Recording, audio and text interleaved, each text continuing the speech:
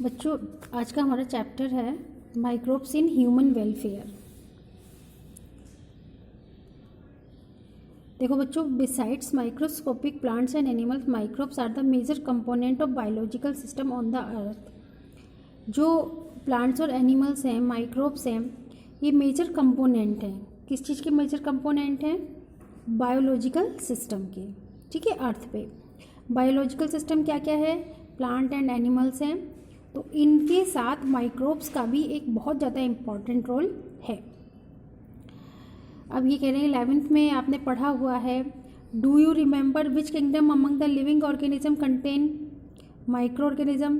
कौन से किंगडम में माइक्रो ऑर्गेनिज्म होते हैं? Which are the one that are only microscopic? कौन से ऐसे होते हैं जो माइक्रोस्कोपिक होते हैं? माइक्रोस्कोपिक का मतलब होता है जो बहुत छोटे होते हैं। Microbes are present everywhere. Microbes जो होते हैं वो हर जगह प्रेजेंट होते हैं, सॉइल में, वाटर में, एयर में, हमारी बॉडी में, एनिमल्स में, प्लांट्स में। They are present even at sites where no other life forms could possibly exist. Site such as, ये कह रहे हैं कि ये हर जगह प्रेजेंट होते हैं जहाँ पर लाइफ एग्जिस्ट नहीं हो सकती, जहाँ पर हम सर्वाइव नहीं कर सकते हैं।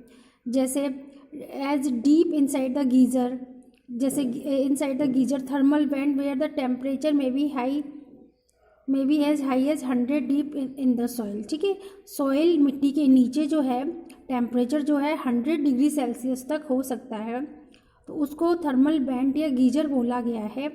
तो वहाँ पर भी माइक्रोब्स सर्वाइव कर सकते हैं और वो बहुत ही ज़्यादा द लेयर ऑफ इसके बाद में है under the layer of snow several metre. मतलब ये ज़्यादा गर्मी वाली जगह पर भी और ज़्यादा ठंड वाली जगह पर भी सर्वाइव कर सकते हैं। And in highly acidic environment, और एसिडिक एनवायरनमेंट में भी रह सकते हैं।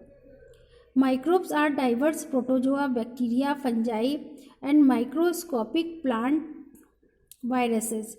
माइक्रोब्स जो होते हैं, माइक्रोब्स में क्या क्या आता है? प्रोटोजोआ आता है, बैक्टीरिया आते हैं, फंजाई आता है, एंड प्लांट वायरसेस आते हैं, विरियोइड्स आते हैं, प्रेऑन्स आते हैं। ये क्या हैं? Proteinaceous infectious agents. ये क्या है? ये इन्फेक्शियस एजेंट है। Some of the microbes are shown in figure. कुछ माइक्रोब्स को फिगर 10.1 एंड 10.2 में दिखाया हुआ है, वो मैं अभी आपसे डिस्कस करूँगी। इसके बाद में है microbes like bacteria of many fungi can be grown on nutritive media. Microbes जो होते हैं, बैक्टीरिया है, फंगस है, इनको ग्रो किया जाता है। किस में ग्रो किया जाता है? मीडियम में। ठीक है, जब ये माइक्रोब्स ग्रो करते हैं तो एक ग्रुप बना लेते हैं, उस ग्रुप को कॉलोनीज कहते हैं। That can be seen with the naked eye, जिनको हम अपनी नेकेड आई से देख सकते हैं। Such cultures are useful in studies in, और ये जो कल्चर होते हैं इसको हम स्टडी करते हैं माइक्रो ऑर्गेनिज्म में। ठीक है, तो जैसे अभी मैं आपको इस डायग्राम में समझाती हूँ। देखो बच्चों, यहाँ पर ये डायग्राम दिया हुआ है, ये बैक्टीरिया दिखाया हुआ है ABC। ए में क्या दिखाया हुआ है? रोड शेप्ड, ये रोड शेप्ड बैक्टीरिया है। बी में दिखाया हुआ है स्पेरिकल शेप्ड दिखाया हुआ है। सी में है रोड शेप्ड बैक्टीरिया, ये भी रोड शेप्ड बैक्टीरिया है, जिसमें क्या है? ये फ्लैजिला निकले हुए हैं। क्या निकले हुए हैं? ये फ्लैजिला निकले हुए हैं। ठीक है, अब इसके बाद में है वायरस है। ए वाला जो है वो बैक्टीरियोफेज है। बी वाला जो है adeno virus which cause respiratory infections, ये एडिनो वायरस है जो हमारे रेस्पिरेटरी सिस्टम को अफेक्ट करता है। और सी जो है road shaped tobacco Mosaic virus, और ये सी वाला जो है ये टोबैको मोजाइक वायरस है। इसके बाद में ये जो है, देखो ये पेट्री प्लेट है, इस पेट्री प्लेट में ही बैक्टीरिया को ग्रो किया गया है।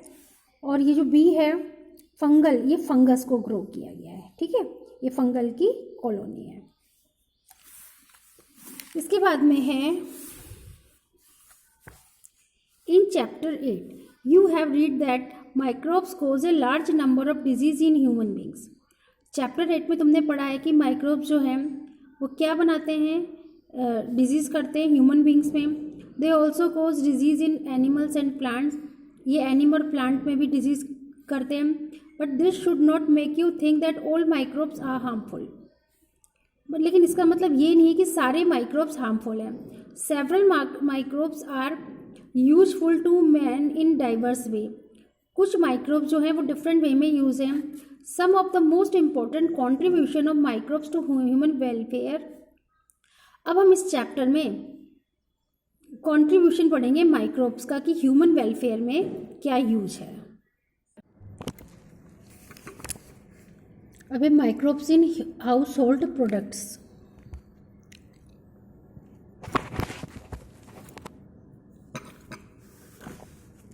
You would be surprised to know that we use microbes or products derived from them every day। ठीक है, हम लोग क्या करते हैं, माइक्रोब्स और प्रोडक्ट को डेली यूज़ करते हैं।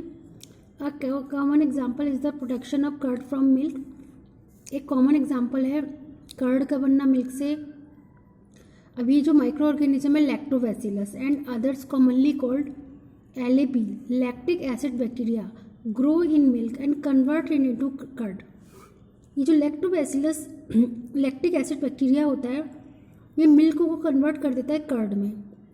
During growth the LAB produce acid. Lactobacillus bacteria जो होता है वो क्या निकालता है, एसिड निकालता है that coagulate and partially digest the milk protein. और ये LAB क्या करता है, कोएगुलेट कर देता है और मिल्क की प्रोटीन को डाइजेस्ट कर देता है। A small amount of curd added to the fresh milk. Curd को जब हम मिल्क में मिलाते हैं, इनोकुलम का मतलब है कि जब हम किसी भी माइक्रो ऑर्गेनिज्म का थोड़ा सा पार्ट लेते हैं तो उसको इनोकुलम कहते हैं। और starter contain millions of LAB। ठीक है, हम इनोकुलम लेते हैं LAB का विच एट सुटेबल टेम्परेचर मल्टीप्लाई, जो कि मल्टीप्लाई करता है और ये मिल्क को कर्ड में कन्वर्ट कर देता है। Which also improves it's nutritional quality by increasing. और ये इम्प्रूव करता है इसकी न्यूट्रिशन की क्वालिटी को, क्या बढ़ा के, vitamin B12। In our stomach to the LAB play very beneficial role in checking disease causing microbes. हमारे स्टमक में जो LAB है ये भी काफ़ी इम्पॉर्टेंट रोल प्ले करता है देखने के लिए कि कोई हमें डिजीज़ तो नहीं हो रही है या हमें कोई डिजीज़ जो हुई है वो किस माइक्रोब से हुई है। इसके बाद में है the dough which is use for making food such as dosa and idli is also fermented by bacteria. ठीक है, जैसे जो डोसा बनता है, इडली बनती है उसमें क्या करते हैं, उसमें आटे को क्या करते हैं, फर्मेंट करते हैं। ठीक है, फर्मेंटेशन की प्रोसेस करते हैं। किसके थ्रू करते हैं, बैक्टीरिया के थ्रू करते हैं। तो जो puffed appearance of dough is due to the production of, और वो फूल जाता है, वो फूल किसकी वजह से जाता है, क्योंकि उसमें क्या बनती है, कार्बन डाइऑक्साइड गैस बनती है। ठीक है, can you tell which metabolic pathway is taking place resulting in the formation of CO2। कौन सा मेटाबॉलिक पाथवे होता है। Where do you think the bacteria for these fermentation came from. तुम क्या सोचते हो कि जो फर्मेंटेशन की प्रोसेस हो रही है इसमें बैक्टीरिया कहाँ से आता है। Similarly the dough which is use for making bread, वो डफ जो कि यूज होता है ब्रेड बनाने के लिए, is fermented using baker's yeast, जिसको फर्मेंटेशन किया जाता है, किससे किया जाता है, ईस्ट से। ईस्ट जो है एक फंगस है, बट ईस्ट एक एक्सेप्शन भी है, इसको यूकैरियोट्स भी बोलते हैं। इसका बायोलॉजिकली नेम है Saccharomyces cerevisiae. A number of traditional drinks and food are also made by fermented by microbes. Drinks और फूड जो हैं वो भी माइक्रोब से फर्मेंटेशन करने के बाद बनती है। टोडी या ट्रेडिशनल ड्रिंक है, साउथ इंडिया में पी जाती है, जो कि पाम जो ट्री होते हैं उनका जो लिक्विड निकाला जाता है उसको फर्मेंट करके बनाई जाती है। Microbes are also use to ferment. Microbes use होते हैं फर्मेंटेशन करने के लिए, फिश को, सोयाबीन को, बैम्बू की शूट्स को, इससे फूड बनता है। चीज़ जो है is one of the oldest food item in which microbes were used. Cheese बनाया जाता है जिसमें माइक्रोब्स यूज होते हैं। चीज़ जो पिज़्ज़ा में डालते हैं, सैंडविच में भी डालते हैं cheese. Different varieties of cheese are known by their characteristic texture, ठीक है। तो डिफरेंट चीज़ जो हैं वो यूज हो जाते हैं, फ्लेवर एंड टेस्ट से पता लगाते हैं। The specifically coming from the microbes used, ठीक है। तो ये जो फ्लेवर होता है वो किसकी वजह से आता है, जो हम माइक्रोब्स यूज करते हैं।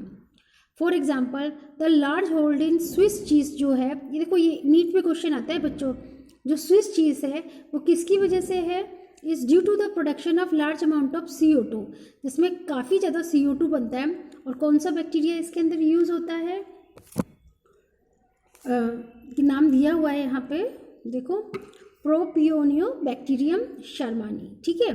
फिर इसके बाद रॉकी फोर्ट चीज़ जो है ये राइपन्ड होता है bye growing a specific fungi, ठीक है। ये वाला चीज़ जो है वो एक फंजाई से डेवलप होता है, which gave them a particular, जो उनको एक पर्टिकुलर फ्लेवर देता है।